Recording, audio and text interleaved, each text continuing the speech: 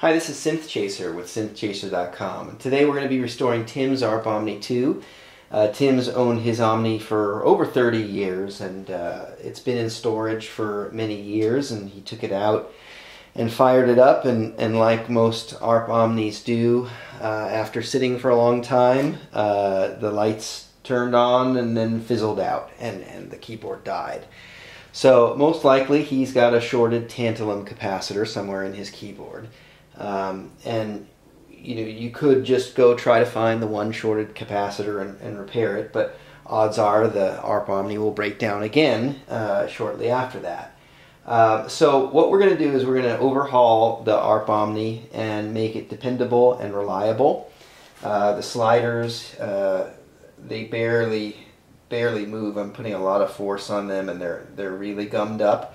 We're going to be replacing those with the LED slider kit that I like to put in ARP Omnis. They're much more precise than the original ones. I mean, even neglecting the cosmetics of it, they perform a lot better.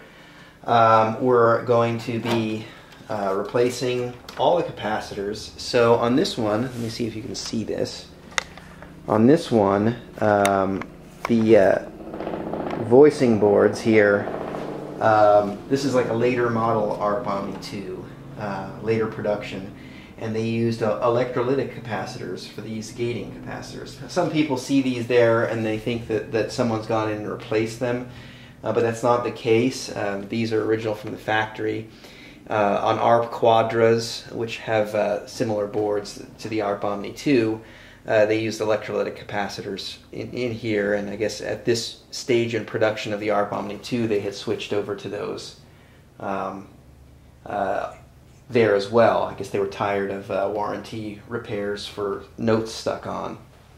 But the original tantalum capacitors are everywhere else in the keyboard, and we're going to actually recap the entire keyboard. So even these original electrolytic capacitors, we're going to replace those.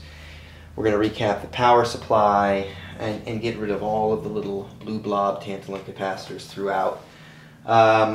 During shipping to me, it wasn't packed too well, and the case dug into the high C here and chipped the key. The fragments of it are lying down there, so we're going to have to replace that key, but the key bed is kind of noisy, so we're going to replace the bushings and level the key bed as well.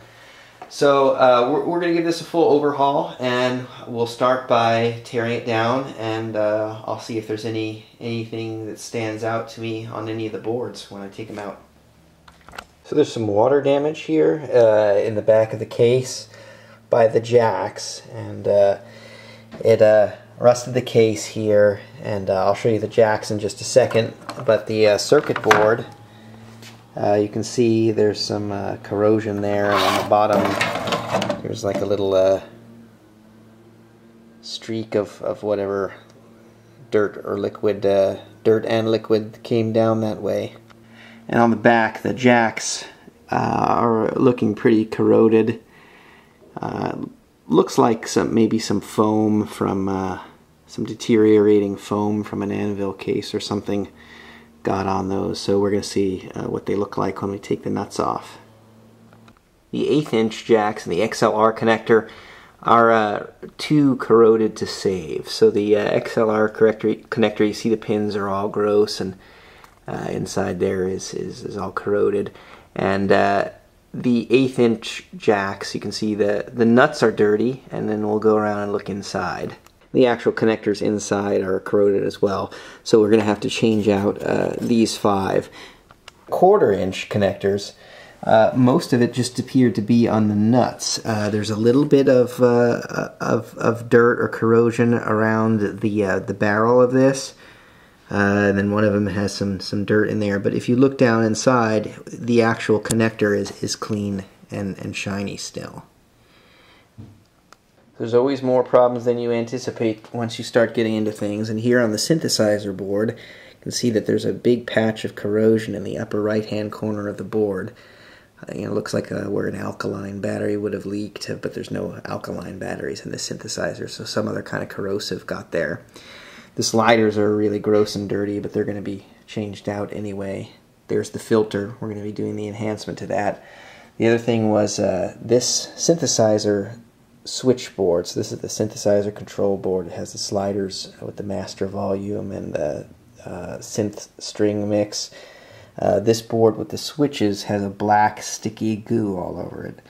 Hopefully the switches are alright, but we're going to have to remove this board and we might have to depopulate much of it so we can clean it up well, because we can't leave it like that. And then whatever this was kind of ran down the back of this lower voicing board, and we saw it here on the bottom. You can see it kind of ran down there and off the bottom. And everything else looked to be reasonable, and just, you know, dirty and in need of a recapping. But this extra damage is disappointing. So I cleaned out the jacks with acetone on a Q-tip and polished up the edge of the barrel with steel wool. The original nuts and washers, I gave a bath in acetone and scrubbed them with steel wool, and they're shiny and looking good now. So the 1/4-inch jacks are cleaned up and repaired. I'm cleaning junk off the circuit boards as I decap them, and my desoldering tool that I use here kind of stopped sucking as well as it should, and the little paper filter looked really nasty, so I had to change it to a new one. This is what it looked like originally, and here it's all clogged up and flattened out. So I changed that and I'm back in business, and I'm still pulling capacitors off and cleaning up the boards. Here's the pile of old capacitors that we've taken out of the keyboard, and the pile of old dirty sliders that we've taken out. I've taken out some other components too that are either going to be in the way of the LED slider kit that need to be replaced or remounted, or for the filter enhancement. So before I start putting things back, I cleaned up the one voicing board with the dark goo on it, but I still have to clean up these two boards. This board has some goo on it. This board has some corrosion. For the board with the switches, I remove the switches so I can wash the circuit board, and then I can clean the switches with a contact cleaner and then test them to see if they still are good. The circuit board's looking a whole lot better, and I've taken the caps off the switches, and I'm going to be washing the keycaps and cleaning the switches with some contact cleaner. Here's the crud that came out of the switches. So this is the bottom of the switches, not just the surface dirt on the keycaps. All of them seem to be having a good clicking motion. This one was the most stubborn to clean, so if any of them are going to be suspect, this is the one that I'd look at. But what I'm going to do is I'm going to put them into the board, and I can test this board out of the synthesizer by hooking power to these pins on the back. And then not only will we know if the switches work, but we'll know if the board works as well before we reinstall it into the synthesizer. So we're going to test this board that we've cleaned up and cleaned the switches of before we put it back into the keyboard. That way, if there's any issues, we can repair them now while the board is out and it's easy to get to. What I've done is I've hooked the board to a benchtop power supply running 15 volts, and I'm going to turn it on, and we're going to test all the different switches. So I'm turning it on. I'm going to put my finger here so I don't mess with anything on the back. So this one seems to work. This one seems to work. This one works. The LED is kind of dim. I might check the current limiting resistor for that, or replace the LED, but we'll take a look at that. This one, it toggles. This one does not toggle. This is the one where this is the one where I had a concern of the switch being dirty, so we'll still check that out. This one toggles.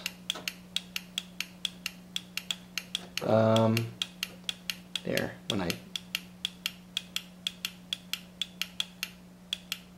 looks to be a little intermittent though. Yeah, it is intermittent. Now it's not working at all. So we're gonna have to take a look at that. This one toggles.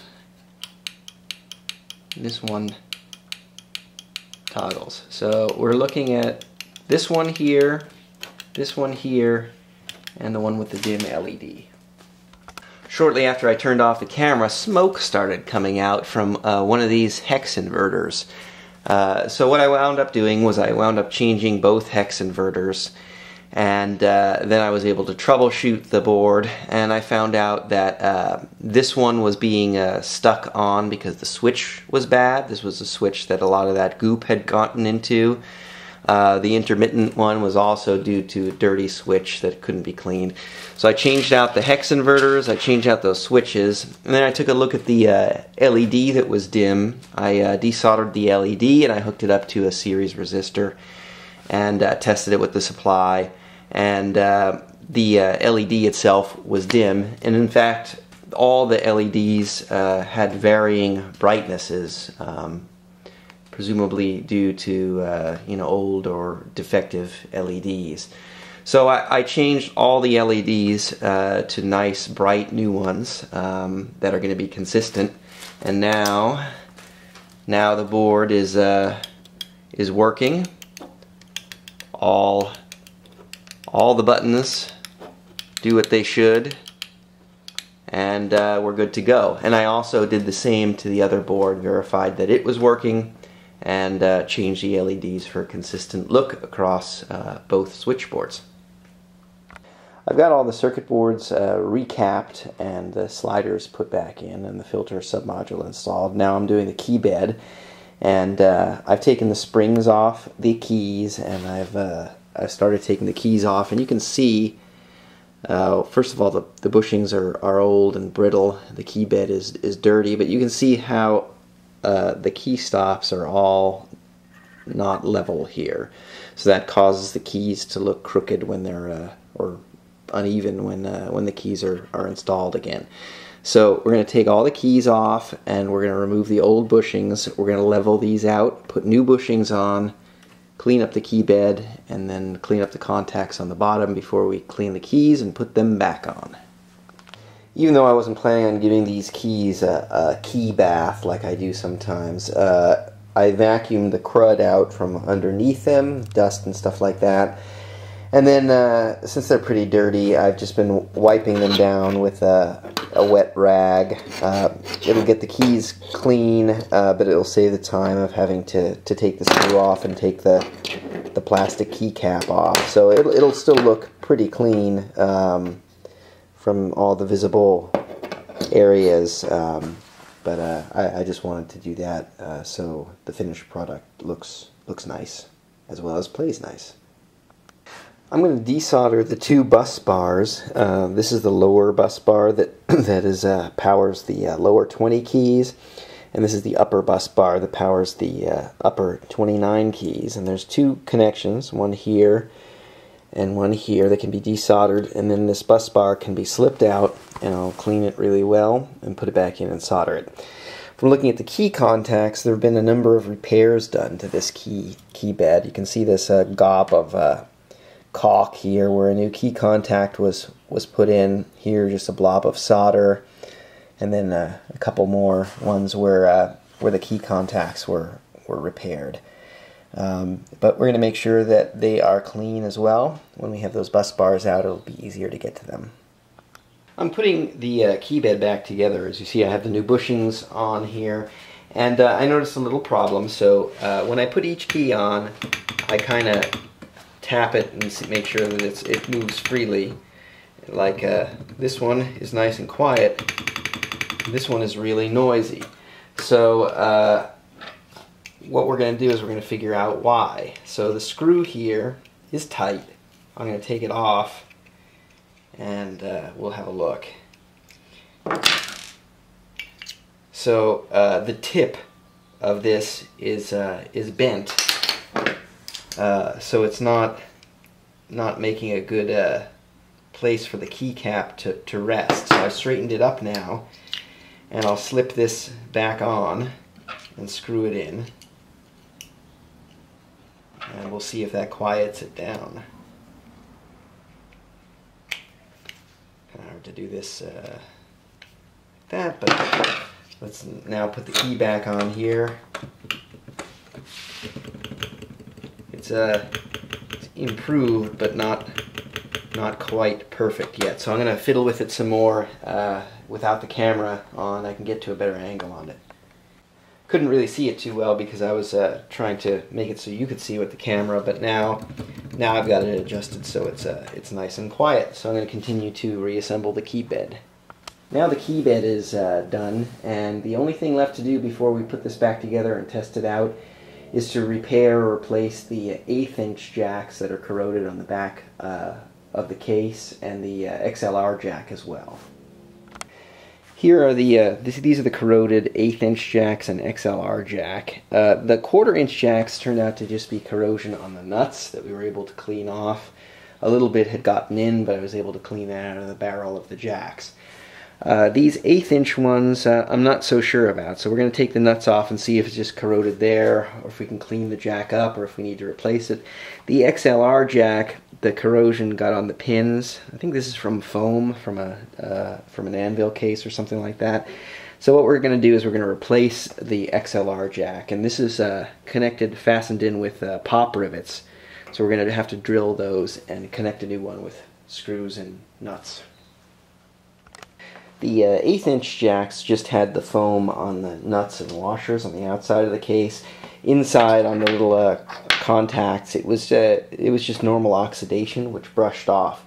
The XLR jack, though, had the corrosion on the pins, which you can't really get to clean well. So I've soldered a new XLR jack on here, and the jacks are ready to be reinstalled into the synthesizer. And we'll put all the boards back in, and then we'll be ready to test it out. So I've got this hooked up, but I don't have the power to the LED sliders connected yet in case I need to take any of these boards out. I don't have this board secured in place, and I don't have the key bed secured in place in case I need to make any adjustments. But we're ready to turn it on and see what kind of state things are in. So we turn it on, and some of the string voices are already selected for us, so let's try them out.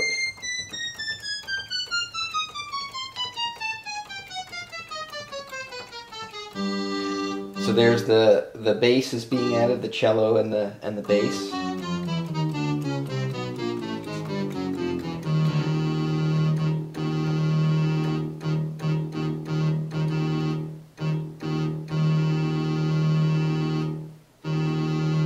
This key needs a little bit of adjustment. But this is a mechanical issue. Let's see if viola is working. Let's turn hollow waveform off.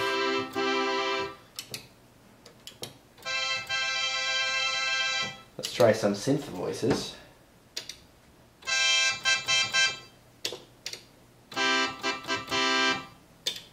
Synth bass.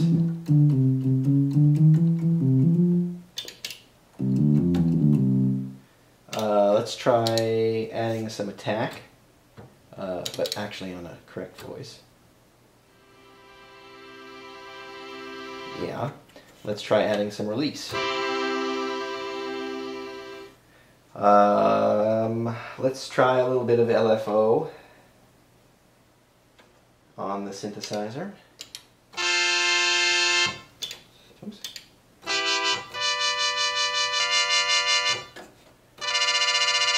I think we're in pretty good shape. So I'm going to fix this key, which doesn't come back all the way up. I'm going to connect the LED sliders. I'm going to fasten everything in place, and then we'll do a final demonstration. That is after, of course, I calibrate it. And here we go. It's all finished and calibrated. Made the calibrations. I have another video where I show how to calibrate one of these. Basically, you adjust the filter, You adjust the VCA so there's no thump when you press the notes, and you adjust the chorus phaser so it produces the correct effect. But now it's alive and sounding great.